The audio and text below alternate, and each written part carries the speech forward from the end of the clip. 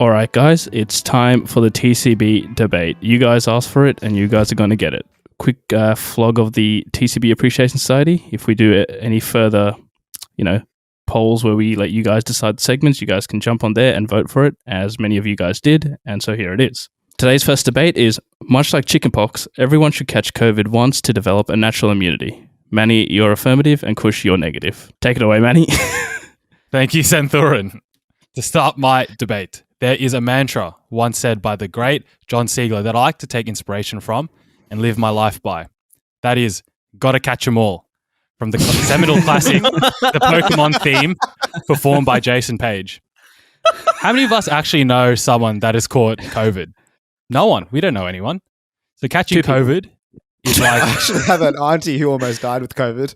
Yeah, no, all good. Hey, Can the audience please shush? Audience has to be quiet in the debate, all right? There's no audience participation here. This is an ISO. So catching COVID is just like a Medal of Honor. And I'm not talking about the 79.90 game you can buy from JB Hi-Fi. Imagine being that guy amongst your family, your peers, and your colleagues that has saw, and has conquered the mammoth disease that is coronavirus.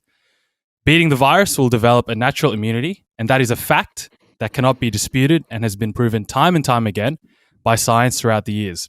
Another fact that is irrefutable and scientifically proven by science is how to treat and survive COVID. There are many ways to catch and survive COVID and ultimately develop natural immunity. Firstly, we have ivermectin, the anti-parasite drug designed for horse consumption. That is a wonderful alternative to the vaccine, which has severely reduced all side effects felt by the lovely members of the Christian Anti-Vax Movement Facebook group.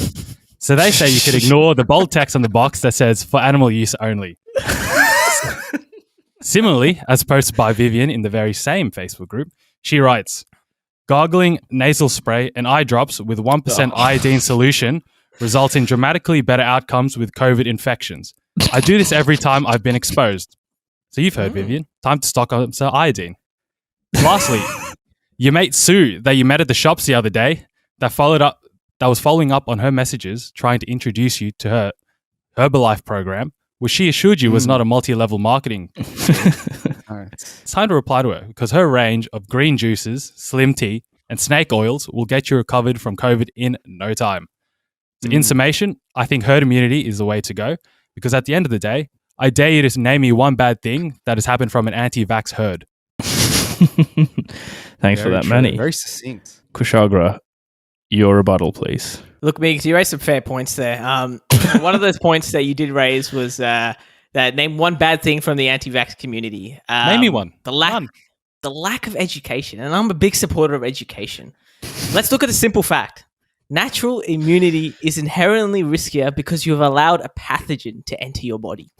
Studies at eClinical Medicine, which was published by The Lancet, say SARS-CoV-2 antibody positivity protects against reinfection for at least 7 months with 95% efficiency. So we can compare the use of a vaccination than simply allowing a pathogen to enter your body. There is a 95% efficiency and effectiveness. I understand, 5%. There is a 5% chance that it may not work out. But let's compare it to the needless and pointless deaths by exposing COVID-19 to all of us here for the sake of herd immunity, which is also community in essence.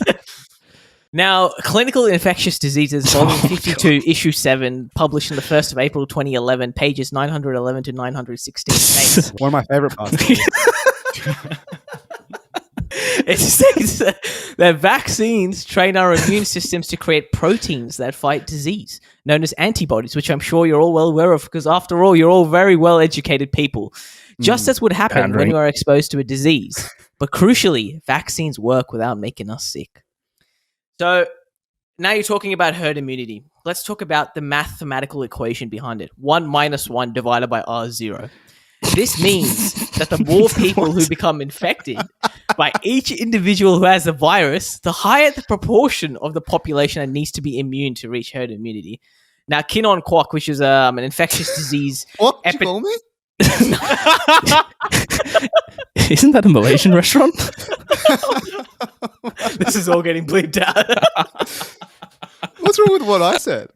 Okay, a doctor has said, an infectious disease epidemiologist and mathematical modeler at the Chinese University of Hong Kong, No one knows this number. So how can you predict such a model using herd immunity? It's just simply can't. impossible. So in summation, as I said, I'm a big supporter of education. And the world can only get better if we love, we support, and educate one another of the positivity and the great effects behind vaccine compared to herd immunity. Hashtag love one another. Hashtag we're all in this together. Thanks for that, Kushagra. I did appreciate the preachy ending there, but you did start off with a university lecture, which I did not care for. Oh, fair enough. And I'm pretty sure the formula you said was 1 minus 1 divided by Exactly, it R0, equals 0, bro. which is 0. And for that and that alone, I'm giving it to Manny. Exactly. You better come with real education, Kush. Real science, not whatever voodoo shit you've come with.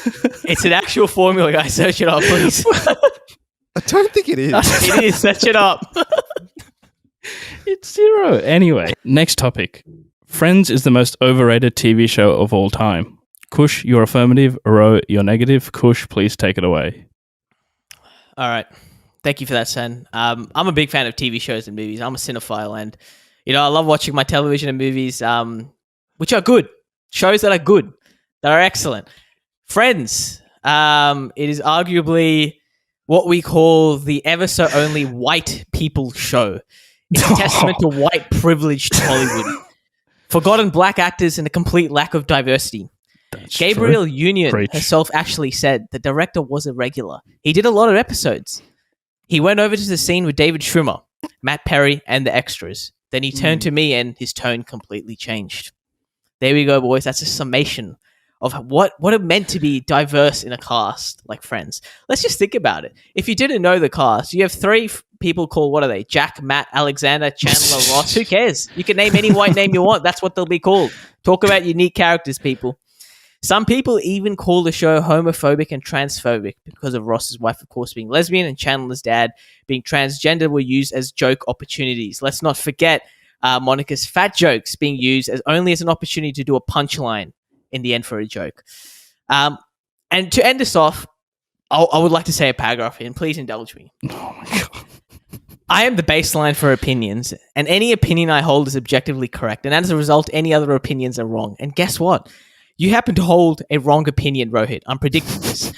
And I hope you know that your opinion now is illegal. I have now contacted the FBI, the CIA, the NSA, and the Navy SEALs, the Secret Where's this Service, from? and your mum. You'll rot in prison for the rest of your life over this. Mark my words. You'll be sorry you ever shared your opinions. By the time you're reading this, you're done for, boy. Nature will punish you. Humanity will punish you. Supernatural beings will punish you. Space will punish you. And oh yeah, we decided that just to make sure, we'll nuke your house from orbit so there's no chance you can run away and everyone you know will die. It's a small price to pay for ethnic cleansing. May this post be a warning for anyone else brave enough to share an incorrect opinion. You've been warned. I rest my case. Kush ran out of arguments, so he just found a copy pasta. And I'm loving it. All right, Ro, please, your rebuttal. Ladies and gentlemen of the jury, Kush's disdain for Friends is potentially in part due to the fact that he himself does not have any. Friends is not a TV sitcom.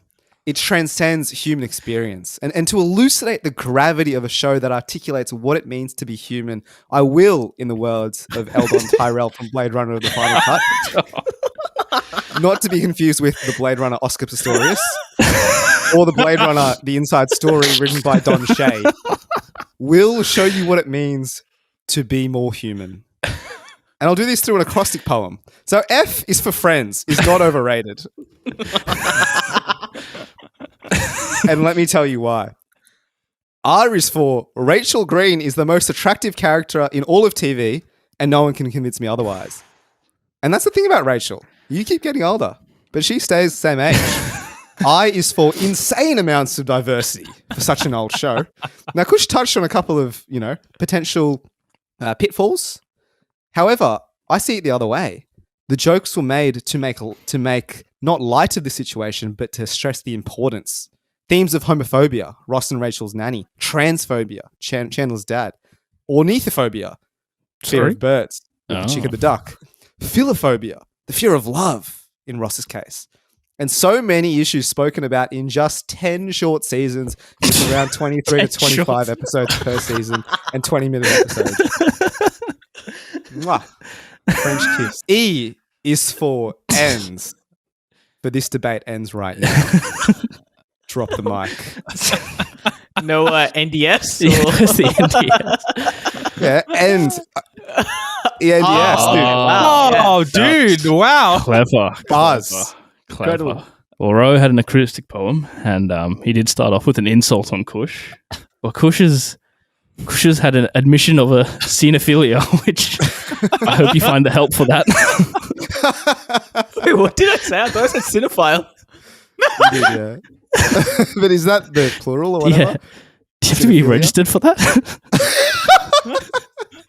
Cinephiliac? What's the... But I did appreciate the woke arguments you had. But Ro did also mention Blade Runner, and for that, I will have to give that one to Ro. Thank you. Today's final topic is Thursday is objectively the best day of the week. Ro, you're affirmative. Manny, you're negative. Ro, I'm interested to see what poem you have for this. Well, my friends, Thursday is objectively the greatest day of the week. In the words of Will.i.am, Monday, Tuesday, Wednesday to Thursday, Thursday, Friday, Saturday to Sunday. What? Did I hear that correctly? Will.i.am is making a powerful political statement advocating for the 8-day week with 2 Thursdays. Not 2 Fridays, not 2 Saturdays. But why is this, I hear you ask? It is too early to tell. But the plot thickens. This is a conspiracy that goes all the way to the top. Yesterday, I turned on Spotify, and there it is again. Thursday Morning by Giles and Fripp. The lyrics, Thursday morning has no sense of time. 17, evergreen, sticks out. What does it mean? Is it just a whimsical ABB rhyming scheme? Or is there something more to it? Only time will tell. We fast forward to 2005 and conveniently Matt Costa releases a song, Sweet Thursday. Is this just a coincidence? Maybe. Maybe not. But he's not the only one. DD Smash releases their hit track, Outlook for Thursday. And what is the outlook, DD Smash? Sunshine, sunshine, sunshine. And finally, we move to the crescendo, the man who ties it all together. Towns Van Zandt. Oh, I with was the wondering when song- we would get to him. Indeed.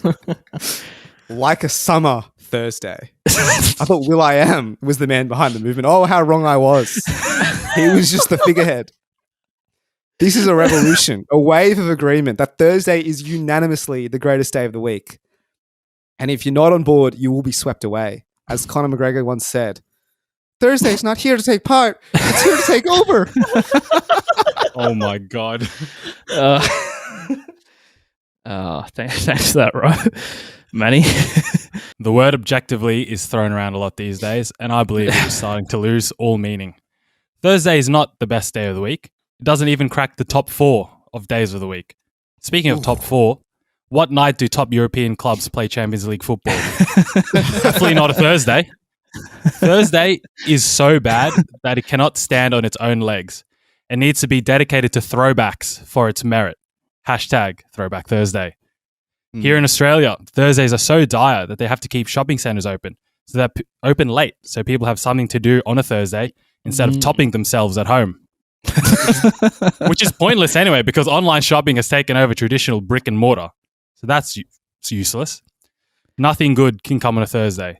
A Thursday is a day, it is so close to the weekend that you become unproductive because you're thinking of the weekend, dreaming of the weekend, dare I suggest. But alas, it's not the weekend. The next day is not even the weekend. You can't even go out partying, drinking, staying up late, inviting the boys, girls, or non-binaries over because you got to be up early the next day. You got to be up early the next day. You've got work, you've got uni, you've got school. Thursday is nothing but a false sense of hope. So before anyone tries to impart the blasphemy that Thursday is the best day of the week, let me speak some words of wisdom by the great Kanye West, an artist greater than all of those named by Rohit in his argument. No Will.i.am. Kanye West once famously said, "What you doing in the club on a Thursday. So let me remind you. What are you doing in the club on a Thursday? I rest my case. Thank you for that, Manny. I think Ivies are free on a Thursday. That's what I would be doing. I think we could see Rose's train of thought with his argument. Man literally Googled songs with Thursday in it. He went on genius.com, typed in Thursday, and found the top one. I was waiting for The Weeknd. The Weeknd has a song called Thursday. Does he? Does he? Yeah, but like the thing is, there was no descriptor behind it. No, there wasn't Sweet Thursday or Summer Thursday. It was just. I was just Thursday. waiting for Kind of boring. TCB Thursday. Not mentioned at all. That was all good. But yes, I will have to give that one to Manny purely for the Kanye line at the end. What are we doing on a Thursday, my friends?